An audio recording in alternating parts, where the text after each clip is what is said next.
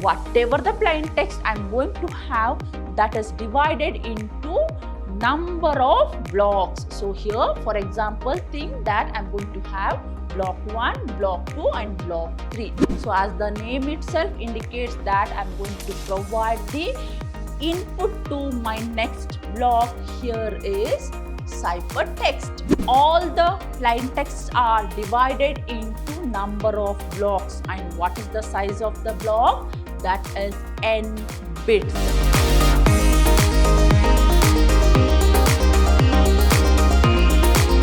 Hello to all, a warm welcome to my new session on third unit, and the chapter name here is Modern Block Cipher.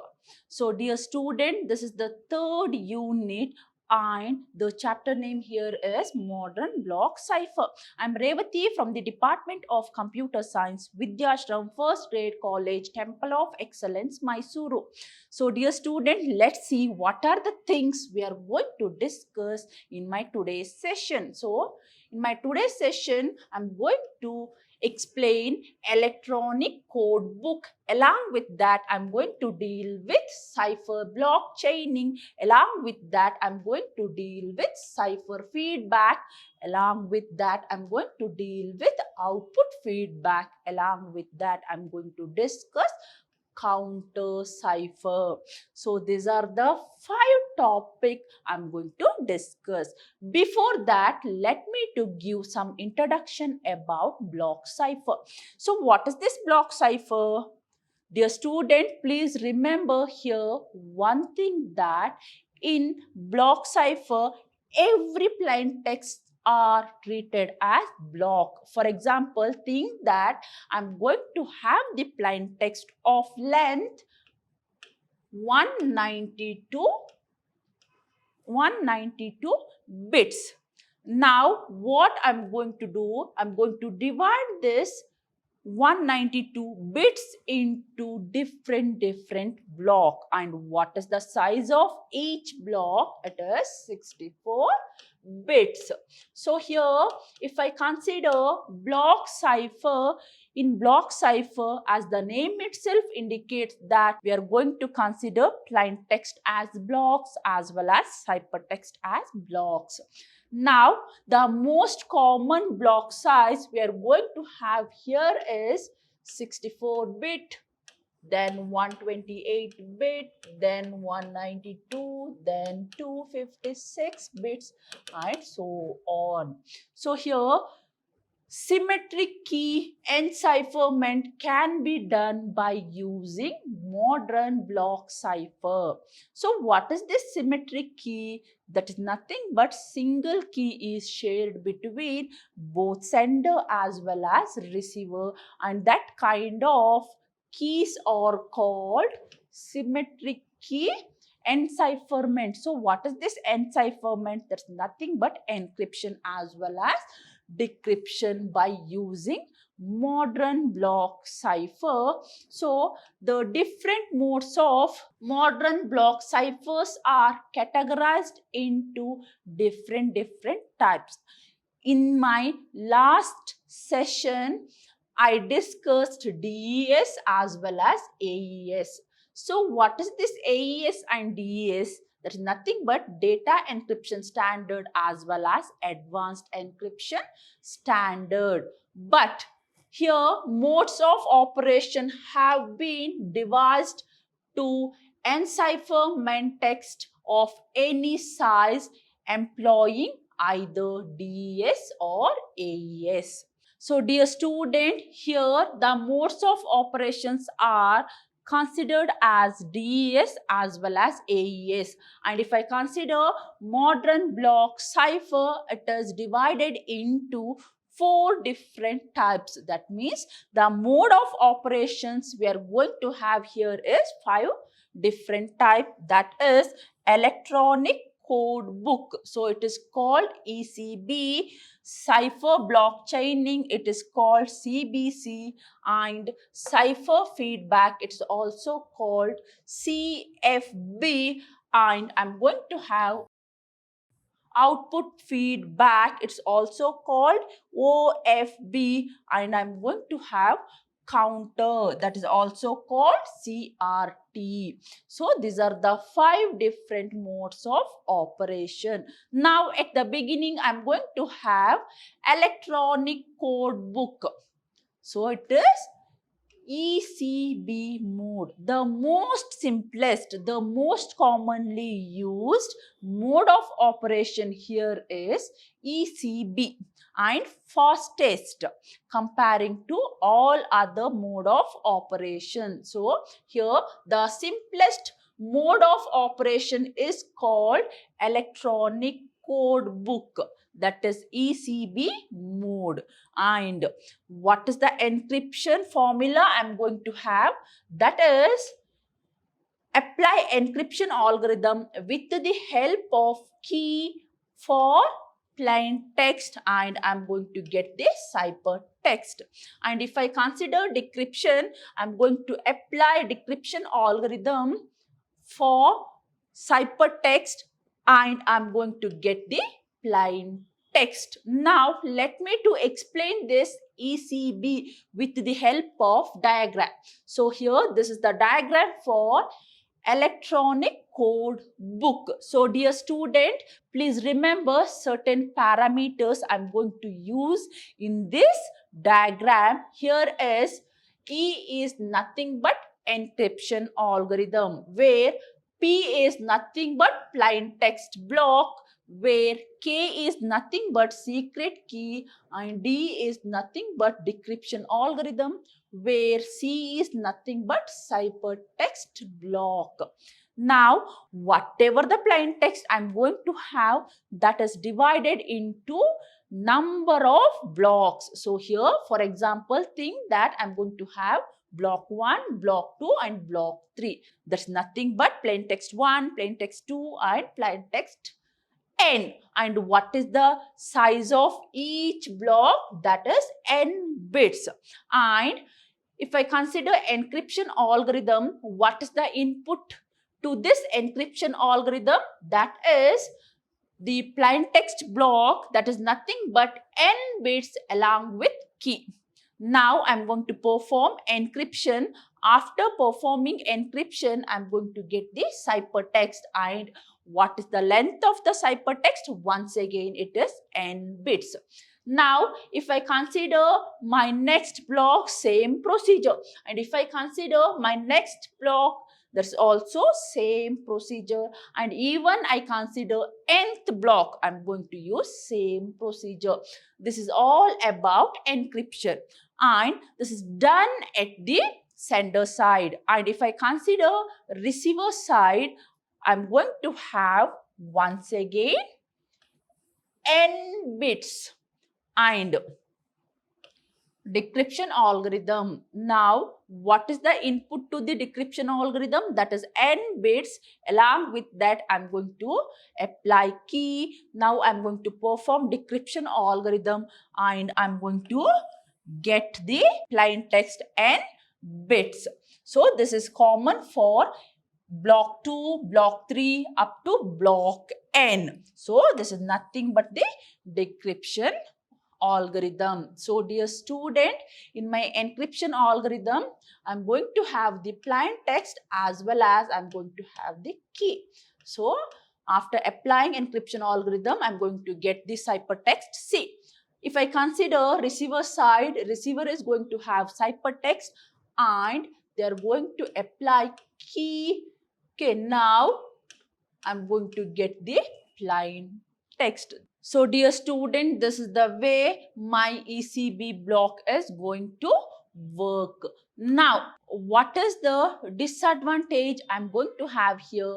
That is, a single bit error is transmission can create error. That means here we are going to send the block of ciphertext, not whole ciphertext. That means I'm going to convert first plain text to ciphertext. Then I'm going to send the ciphertext for the next time, second, and send the ciphertext third, send the ciphertext. So it is parallel execution. Okay, parallelly I'm going to execute block of plain text. In that time, there may be a chance of error propagation. And what kind of error? That is single bit error.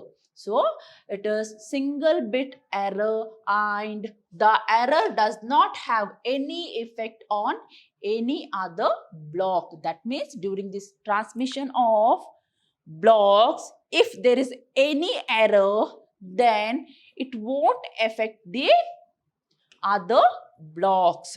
So during the transmission of ciphertext, if there is any error occurred, then it won't affect to other block. Now I'm going to have applications of ECB. Before that, what is the advantages of ECB? That is parallel processing. That means we can able to execute multiple blocks simultaneously. So the execution of the ECB mode is very fast and it is simple ECB mode. And application here is the ECB mode is not recommended for encryption of message that is more than one block.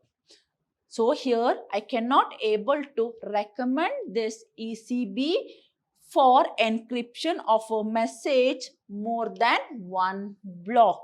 And one area where the independency of the ciphertext block is fully useful, and we cannot also recommend ECB for the area where the ciphertext block is fully independent.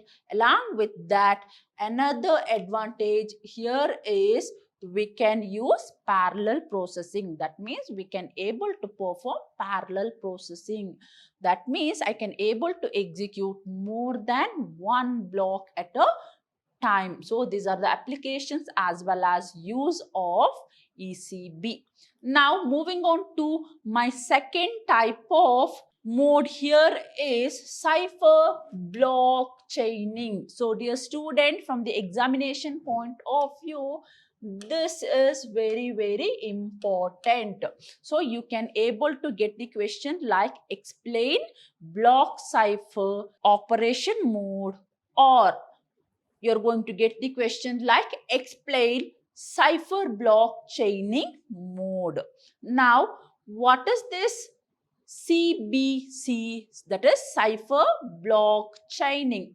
So, in CBC mode, each plain text block is exclusive ORed. That means I'm going to perform XOR operation with the previous ciphertext block before being encrypted.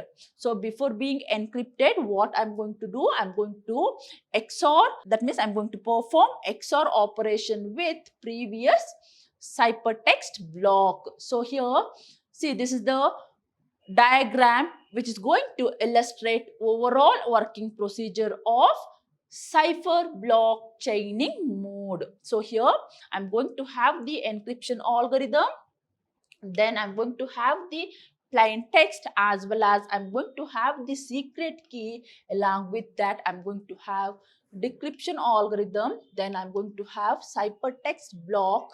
Along with that, I'm going to have initial vector. So here all the plain texts are divided into number of blocks. And what is the size of the block? That is n bits. That may be 64 bits or 128 bits or 192 bits, etc.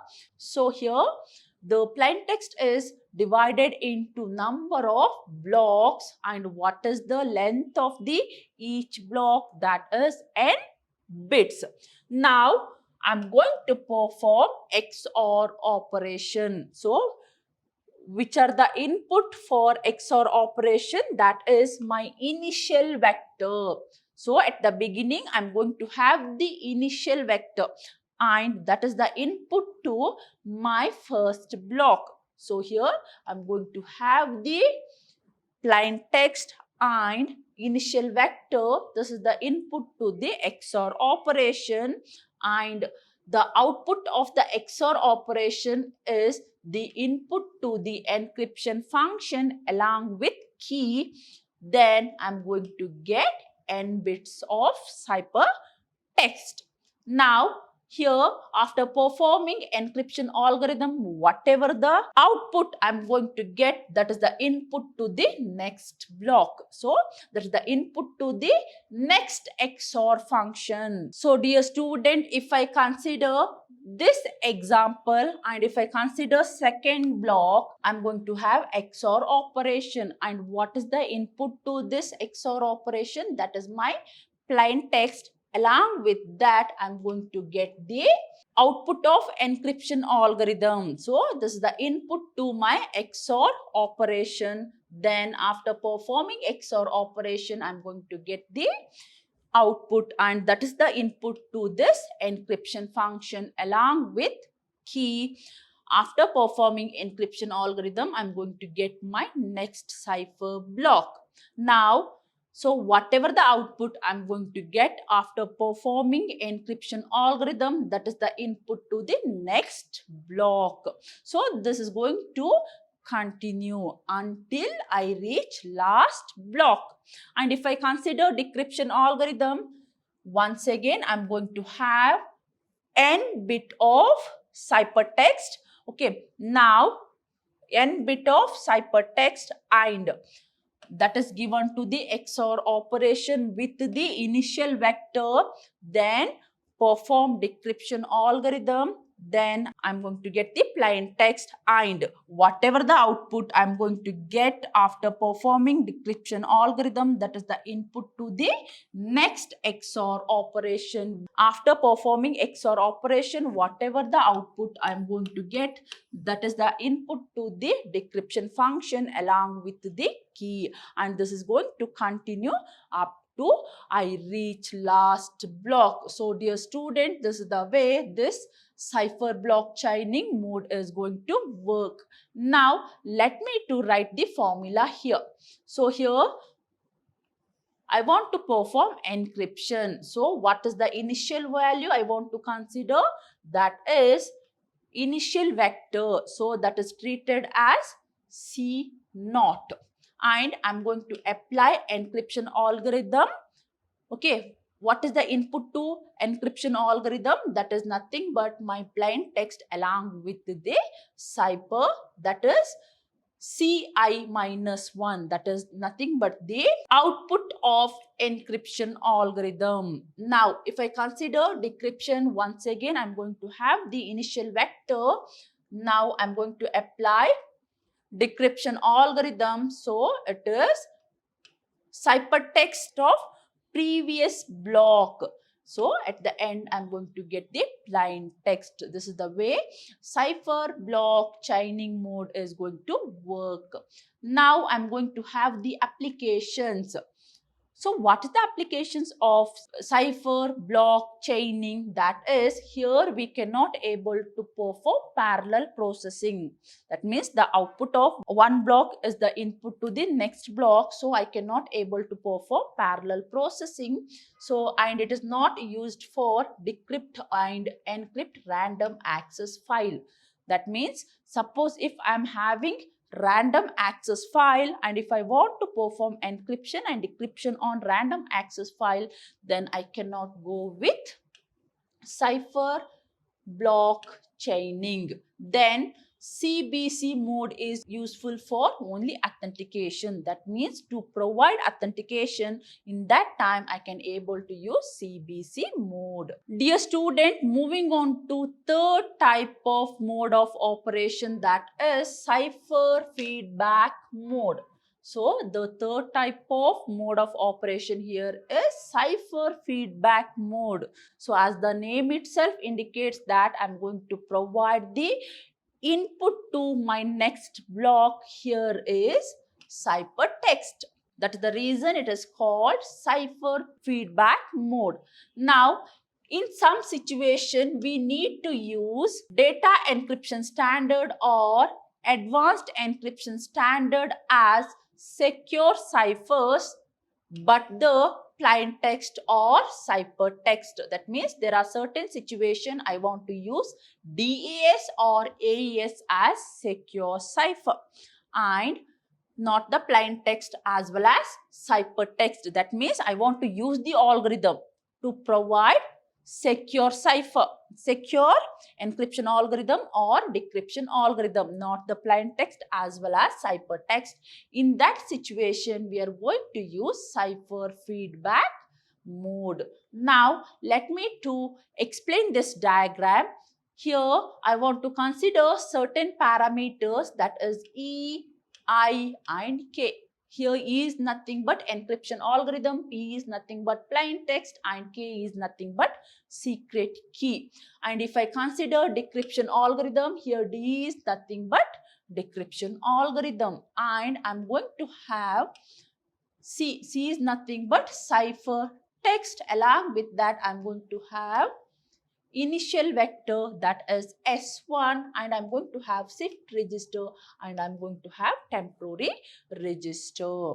Now, what is the input? My first plain text box, that is initial vector.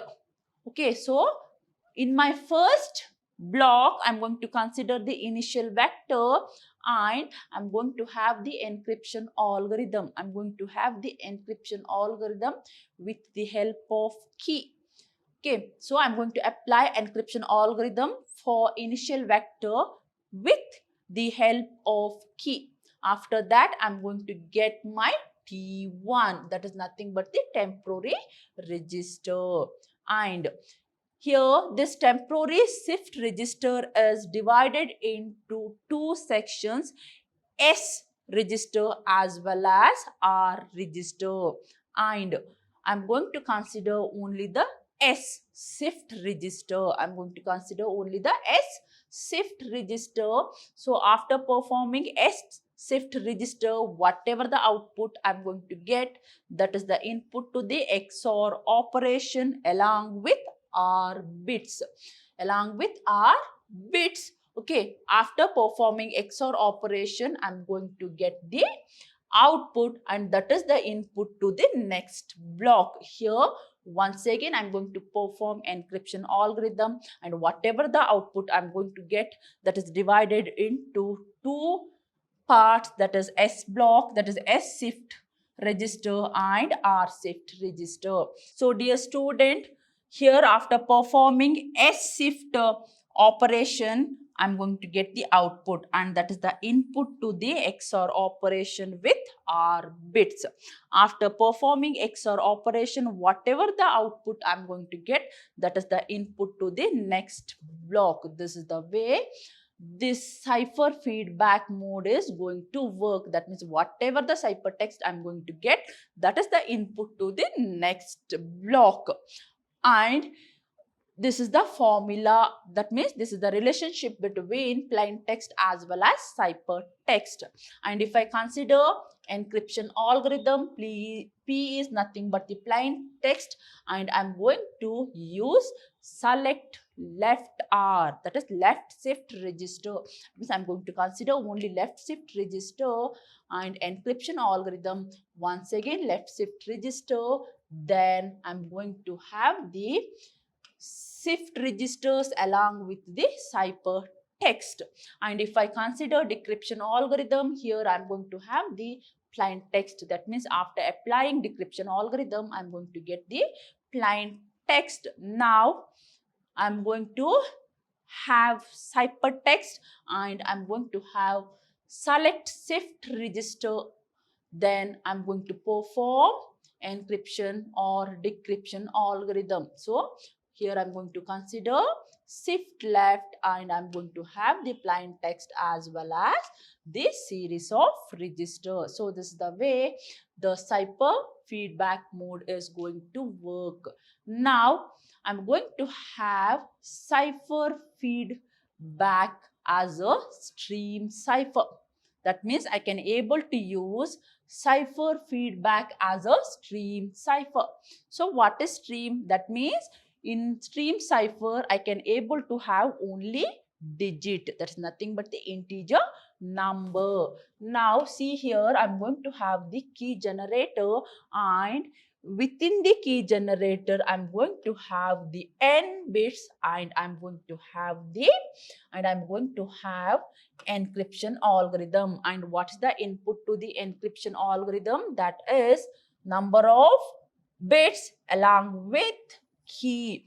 And after performing encryption algorithm, once again I'm going to have left shift register and right shift register, but I'm going to consider only the left shift register, and whatever the output I'm going to get from the left shift register, that is the input to the XOR operation along with the R bits, and I'm going to send the output of cipher in insecure channel, and at the receiving end I'm going to have the ciphertext, and I'm going to perform XOR operation. Once again, here also I'm going to use key generator algorithm in order to generate the key. This is the way I can able to use cipher feedback mode as a stream cipher. So dear student, in my today's session you got more information about block cipher. There's nothing but the modes of block cipher, but in my next session I'm going to deal with output feedback mode. Along with that, I'm going to deal with output feedback mode as a stream cipher. And from the examination point of view, all these topics are very important. So dear student, let's meet in the next session with more information about block cipher. Until then, keep watching and keep learning. Thank you.